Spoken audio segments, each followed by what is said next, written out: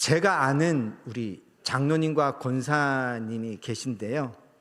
그분들이 만날 때 이야기를 좀 여러분하고 잠깐 나누고 싶습니다.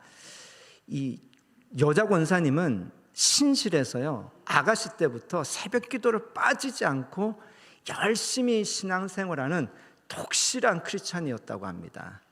근데 장로님은 교회를 다니지 않고요, 그리고 신앙이 아예 없었고요, 또 술도 마시고 막 그렇게 했던 청년이었는데 이 권사님을 보고 한눈에 반했나 봐요. 그래서 권사님을 따라다니니까 이 권사님이 싫은 거예요. 예수님도 안 믿죠.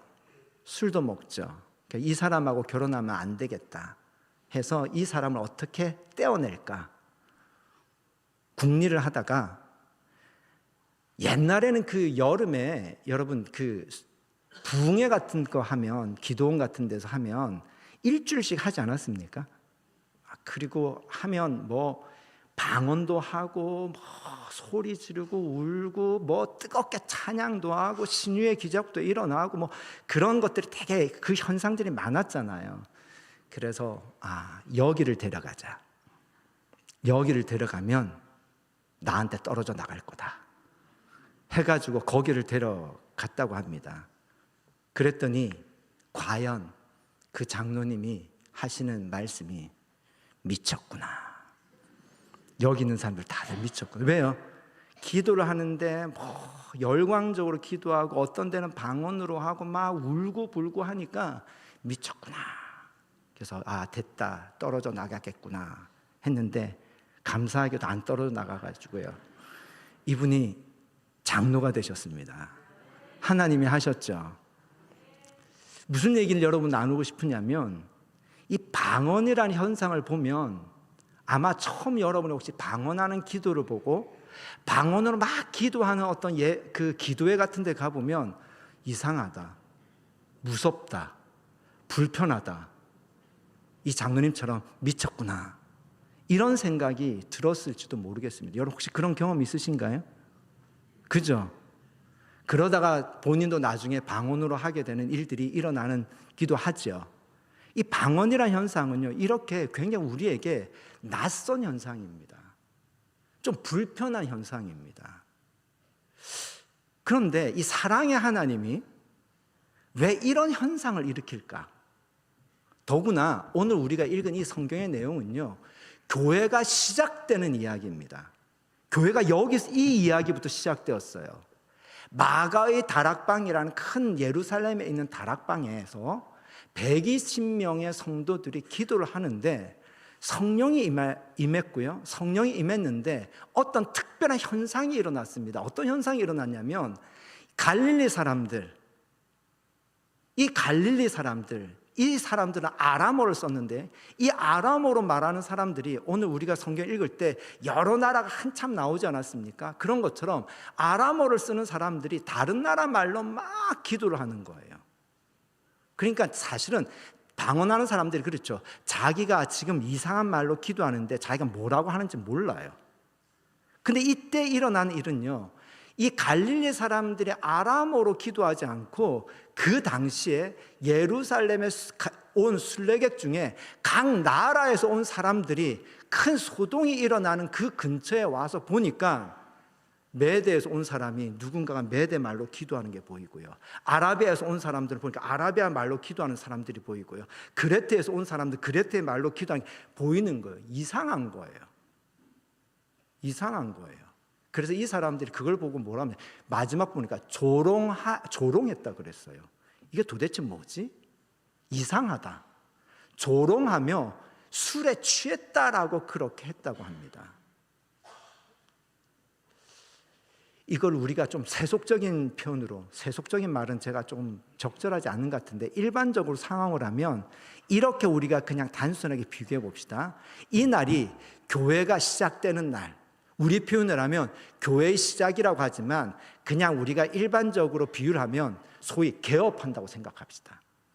무언가를 개업하는데, 시작하는데 이왕이면 사람들이 다 환영하고 사람들이 이해할 만하고 사람들이 좋아할 만한 그런 어떤 현상, 은사가 나타나더라도 그런 현상이 나타나면 사람들이 호감을 가지게 되고 사람들이 좋아해서 더욱더 관심을 가지게 될 텐데, 이건 교회의 처음 시작이 제가 볼 때는 너무 이상한 시작이에요.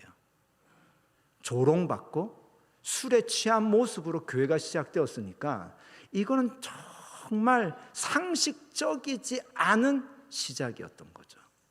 그럼 질문이 생기는 거예요.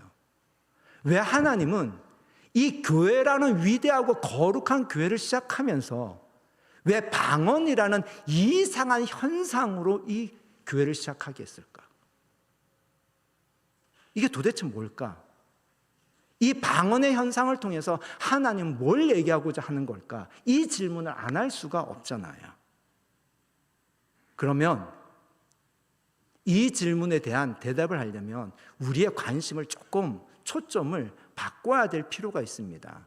우리는 현상에 주로 시선이 머물게 되잖아요. 방언이란 현상을 우리가 집중하게 되는데, 사실은 이 방언의 현상은요, 이 현상이 일어난 배후가 누구냐, 즉 현상을 일으킨 주체가 누구냐, 그거를 보게 되는 통로죠. 그러니까 현상이 사실 초점이 아니고요, 현상이 누구로부터 일어났느냐, 이 현상이 어디로부터 일어났느냐, 이 현상을 통해서 우리는 현상을 일으킨 주체를 보는 시선, 관점의 전환이 필요합니다. 오늘 성경 말씀에 보면요, 이 방언은 누가 말하게 한 거죠? 성령이 말하게 하심을 따라 다른 언어로, 즉 이 방언이란 현상은 누가? 성령. 그러니까 이 전까지는요, 성령이라는 존재에 대해서 우리가 잘 몰랐습니다. 성령이 누구인지, 성령이 계신지, 성령이 어떤 일을 하시는 분인지 이 성령에 대한 지식이 없었어요. 그런데 방언이라는 이 현상을 통해서 누가 지금 존재가 드러났냐면요, 성령의 존재가 드러나기 시작한 겁니다. 이 방언 현상을 누가 일으킨 거라고요? 성령이 말하게 하셨다라는 거예요. 그러면 성령님이 이 현상을 일으키셨는데, 성령의 목적은 현상에 있겠습니까? 아니면 현상을 통한 어떤 목적지가 있겠습니까? 네, 현상을 통해서 뭔가 말하고자 하는 목적이 있다라는 거예요. 그러면 성령이 이 방언이라는 이 이상한 현상을 통해서 뭘 말하고 싶을까라고 했을 때, 우리는 그럼 성령님이 어떤 분인지부터 알아야 되잖아요. 그러려면 우리가 어디로 가야 되냐면요, 지금 요즘 우리는 말씀과 함께 또 새벽에 사도행전을 읽고 있는데, 사도행전 다음에 우리가 읽을 성경이 고린도전서와 고린도후서입니다. 근데 고린도전서 12장에 보면요, 은사에 대한 내용이 나와요. 근데 그 은사에는 여러 가지가 있는데 그 중에 하나가 이 방언에 대한 것들이 나오거든요. 그 방언에 대해서 그럼 어떻게 얘기하고 있는지 그거를 보면 좋겠지요. 12장, 고린도전서 12장 7절에서 12절 말씀 함께 잠시 찾아볼까요? 우리가 지금 좀 전에 편 곳은 사도행전이고 그 다음 로마서, 그 다음 고린도전서인데요, 고린도전서 12장 7절에서 11절 함께 찾아서 같이 함께 우리 읽으면 좋겠습니다. 함께 읽어볼까요? 각 사람에게 성령을 나타내심은 유익하게 하려 하심이라. 어떤 사람에게는 성령으로 말미암아 지혜의 말씀을, 어떤 사람에게는 같은 성령을 따라 지식의 말씀을, 다른 사람에게는 같은 성령으로 믿음을, 어떤 사람에게는 한 성령으로 병 고치는 은사를, 어떤 사람에게는 능력 행함을, 어떤 사람에게는 예언함을, 어떤 사람에게는 영들 분별함을, 다른 사람에게는 각종 방언 말함을, 어떤 사람에게는 방언들 통역함을 주시나니, 이 모든 일은 같은 한 성령이 행하사 그의 뜻대로 각 사람에게 나누어 주시는 것이니라. 아멘. 여기서 은사라는 말이 나옵니다. 선물이라는 뜻인데요, 성령님이 각 사람에게 선물과 같은 특별한 어떤 능력을 주시는 거죠. 달란트를 주시는 거예요. 근데 어떤 사람에게는 말씀에 대한 은사를 주시고요, 어떤 사람에게는 병 고치는 은사를 주시고, 어떤 사람은 믿음의 은사, 어떤 사람은 능력을 행하는 은사를 주시는데, 그 뒤에 또 뭐가 나와요? 어떤 사람에게 방언의 은사를 주시고, 어떤 사람에게는 방언을 통역하는 은사를 주신다라는 거예요. 그런데 이 은사를 주시는 목적이 무엇일까요? 목적이 무엇일까요? 14장에서는요, 그것을 교회의 덕을 세우기 위해서 은사를 준다라고 얘기를 합니다. 그러면서 13장에서는요, 그 목적을 분명하게 얘기를 하는데요, 13장 1절 한번 볼까요? 그 한 장 넘겨서요, 한 장 넘겨서 13장 1절에 1절부터 3절까지 같이 함께 읽어보겠습니다. 내가 사람의 방언과 천사의 말을 할지라도 사랑이 없으면 소리나는 구리와 울리는 꽹과리가 되고, 내가 예언하는 능이 있어 모든 비밀과 모든 지식을 알고 또 산을 옮길 만한 모든 믿음이 있을지라도 사랑이 없으면 내가 아무것도 아니요, 내가 내게 있는 모든 것으로 구제하고 또 내 몸을 불사르게 내줄지라도 사랑이 없으면 내게 아무 유익이 없느니라. 아멘. 하면서 여기에 뭐가 나오냐면, 사랑이라는 말을 하면서 은사를 주는 목적이 무엇이라고 얘기하냐, 사랑이라고 얘기를 합니다. 특별히 1절에 보니까요, 방언에 대한 얘기가 나와요. 내가 사람의 방언과 천사의 말을 할지라도 뭐가 없으면요, 사랑이 없으면 뭐와 같다라는 거죠? 소리 나는 구리와 울리는 꽹과리. 그냥 의미 없는 그냥 소리밖에 안 된다라는 거예요. 뭐가 없으면? 사랑이 없으면. 두 번째 보니까요, 내가 예언하는 능력이 있어서 모든 비밀을 알고 모든 지식을 알고 모든 산을 옮길 만한 믿음이 있을지라도 뭐가 없으면요, 사랑이 없으면 그것이 아무것도 아니라는 거예요. 그러니까 은사를 주는 목적이 뭐라는 겁니까? 사랑이라는 거죠. 사랑이 없는 은사는 아무것도 아니라는 거예요. 그럼 방언의 현상을 해석할 때도 이것으로 해석을 해야 되지 않겠습니까? 방언이란 현상이 나타났습니다.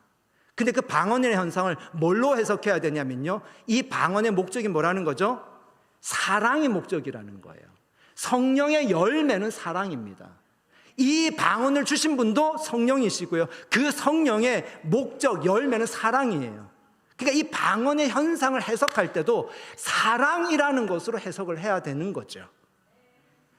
문제는요, 이 방언의 이 현상 자체가 우리가 보기엔 굉장히 낯설고 이상하지만요, 그 방언이 초대교회 때 첫 번째 일어난 성령의 사건이라는 것은요, 이 방언이란 이 사건이 주는 메시지, 이 방언의 현상을 통해서 성령님이 말하고자 하는 이 메시지가 그만큼 중요하다는 의미입니다.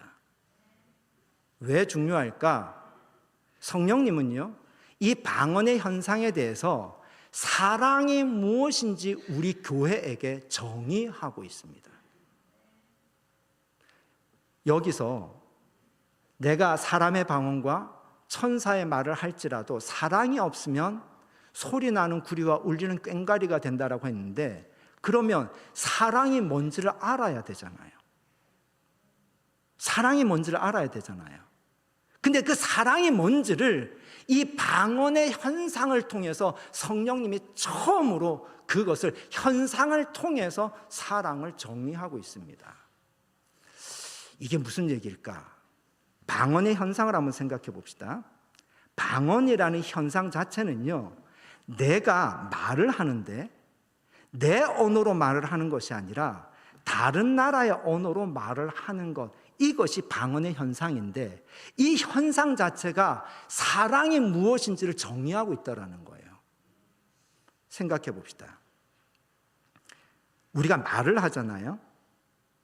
말을 한다라는 것은요, 말을 한다는 것은 내 세계의 언어를 말한다라는 거죠. 내 세계의 언어를 말한다는 것은요, 내 세계가 있다라는 거예요. 내 이야기가 있고 내 언어가 있어요. 근데 이것이 각자가 있습니다. 각자가 있어요. 이걸 우리의 현실에서 그대로 한번 봅시다. 이 언어를 단순하게 한국어로 기도하느냐 아니면 특별한 다른 나라의 언어로 기도하느냐, 이 현상의 문제가 아니고요, 내 언어라는 관점으로 여러분하고 나누고 싶은 거예요. 내 이야기, 내 세계라는 관점으로 이야기를 나누고 싶은 겁니다. 가정을 한번 예를 들어 볼게요. 여러분, 가정에서 우리 다 한국말을 씁니까? 영어를 씁니까? 그럼 서로 알아들어요, 못 알아들어요? 알아듣는데 말이 통해요, 안 통해요? 고맙습니다. 우리 집만 그런 줄 알았더니. 이 언어를 얘기하고 싶은 거예요. 우리가 한국말을 합니다. 집에서 다 한국말을 해요. 근데 남편이 하는 얘기하고 아내가 얘기하는 얘기가 통하지를 않아요. 다른 말을 합니다. 세계가 달라요. 나라가 다릅니다. 언어가 달라요. 지금 사도행전의 얘기는 이 얘기를 하는 거예요. 이게 세상이라는 겁니다. 이것이 성경은요, 어떻게 우리를 해석하냐면, 이것이 바벨탑 이후로 사람들은요 다 자기 말만 하는 세계 속에 갇혀버렸다라는 거예요. 근데 성령이 임하시니까요, 갑자기 내 입에서 내 언어, 내 세계, 내 나라의 말을 하는 것이 아니라요, 다른 사람의 말을 하기 시작하더라는 거예요. 무슨 일이 벌어졌죠? 경계가 넘어졌다라는 겁니다. 방언의 정의는요, 내 입에서 다른 사람의 말, 다른 사람의 언어로 하나님의 일을 말하는 것, 이것이 방언의 정의입니다. 놀라운 거죠. 내 입에서 누구 얘기가 나온다고요? 다른 사람의 이야기가 나오는 거예요. 이것이 사랑이라고 하는 겁니다. 이 말이 고민하다가 제가 예화 저작권을 지금 제가 저작권료를 주고 제가 하나 얻었어요. 지난주에는 우리 막둥이 얘기를 했는데요, 오늘은 저희 아내 얘기를 해야 됩니다. 이런 거를 허락 없이 했다가는 주일 끝나고 가정의 평화가 깨집니다. 그래서 하기 전에 아내한테 이 얘기에 대한 동의를 얻었죠. 방언의 정의는 현상적으로는 이상한 말을 하는 거지만, 내 언어가 아니라 다른 언어로 기도하는 것이지만, 이 현상 자체는요, 사랑이 무엇인지를 하나님이 이 현상을 통해 우리에게 정의하고 있는 건데, 이 정의에 대한 예화를 여러분하고 나누고 싶은 거예요. 제 아내는요, 매우 건강하고 튼튼한 사람입니다. 살아본 제가 압니다. 일단은요, 증거가 있어요. 아이들을 넷 낳았어요. 근데 수술을 한 번 하지 않고 다 자연분만했습니다. 그리고 4명을 가진 동안 입덧을 한 번도 하지 않았습니다. 그리고 어제 체육대회 가서 보신 분은 알겠지만 다리 힘이 보통 힘이 아니랍니다. 공이 뻥뻥 나갑니다. 매우 건강한 사람이에요.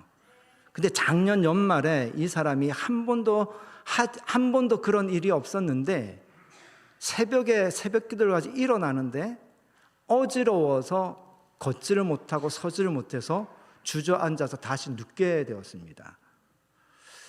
그 일이 있고 난 이후에 서너 번 정도 반복이 되었어요. 의심되는 증상은 이석증이 의심이 되더라고요. 이 돌의 균형을 맞추는 이 귀에 균형을 맞추는 기관에 문제가 있겠다 싶더라고요. 그런데 지난 3월 1일 날, 그날 우리 총남성교회에서 그 단양의 잔돗길을 가는 이 행사가 있었지 않습니까? 근데 거기를 가야 되는데 같이 아내가 못 일어나는 거예요. 왜? 누워서도 어지러운 거예요. 어지러우니까 밤새 메스껍고 구역질이 난 거죠. 그래서 그날 가지를 못했습니다. 근데 제가 출발하기 전에 아내한테 가서, 침대에 누워있는 아내한테 가서 이렇게 일으켜서 안고 기도를 했어요. 근데 그때 제 심정이 되게 막막해지더라고요. 왜냐하면 이것이 이석증으로 의심되는데 이석증으로 진단받을 경우 이것이 치료가 쉽지 않다는 걸 제가 알고 있고요. 기간도 굉장히 길 거라는 걸 제가 알고 있었기 때문에 그 시간을, 그 치료의 과정을 어떻게 견뎌야 될까? 얼마나 고통스러울까? 또 아내의 빈자리가 얼마나 크고 그 빈자리로 인한 대가들이 얼마나 이것이 문제가 될까? 그런 걸 생각하니까 갑자기 막막해지더라고요. 그러면서 아내를 보니까 되게 불쌍하고 미안한 거예요. 그래서 제가 이렇게 안고 기도를 하기 시작했습니다. 근데 기도를 하는데요, 이상하게 기도가 제가 생각한 것과 전혀 다른 기도가 나오기 시작했어요. 마음이 그동안 아내가 나 때문에 서운했던 것들이 생각이 나기 시작하더라고요. 그래서 아내가 나로 인해서 서운했던 것들을 회개하면서 기도하기 시작했습니다. 그 기도를 하다 보니까 아내가 이런 것 때문에 나에게 상처를 받았겠구나 라는 것들이 또 떠오르더라고요. 그래서 나 때문에 아내가 받았을 상처에 대한 것들을 회개하면서 기도했습니다.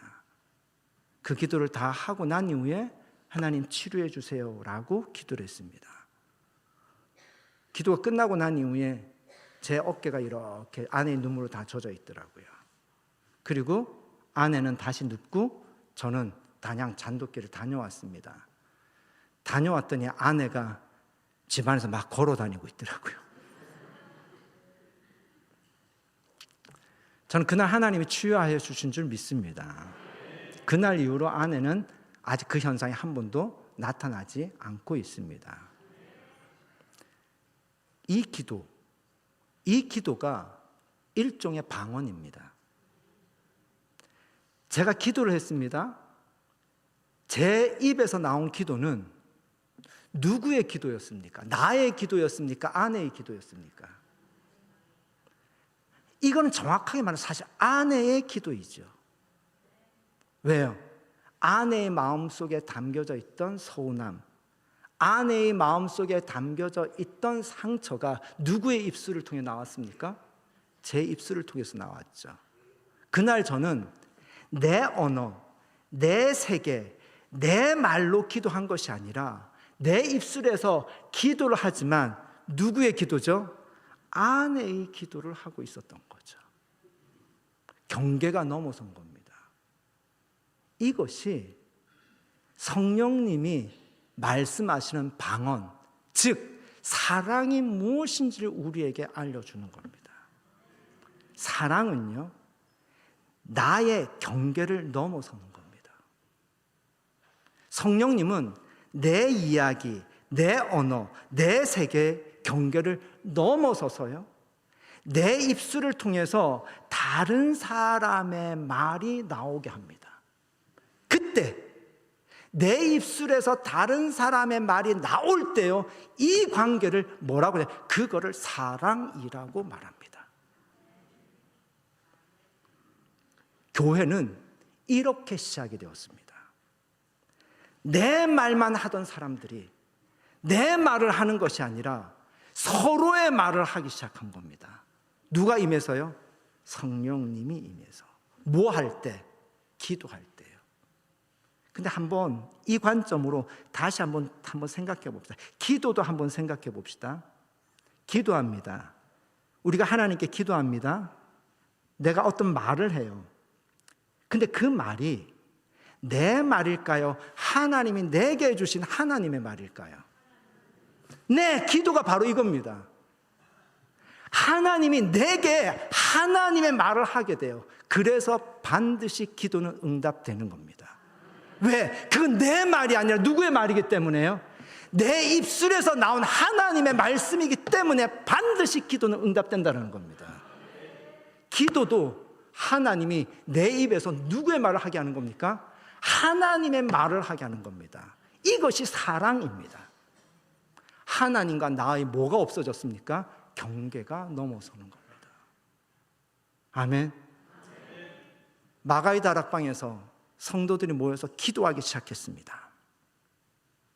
기도하기 시작했는데 기도한다라는 것은요, 그들 가운데 입술에서 하나님의 말이 나오기 시작했습니다. 근데 하나님의 말이 나오는데 그 언어가 자기의 언어가 아니라 어떤 언어예요? 다른 나라 언어가 되더라는 거예요.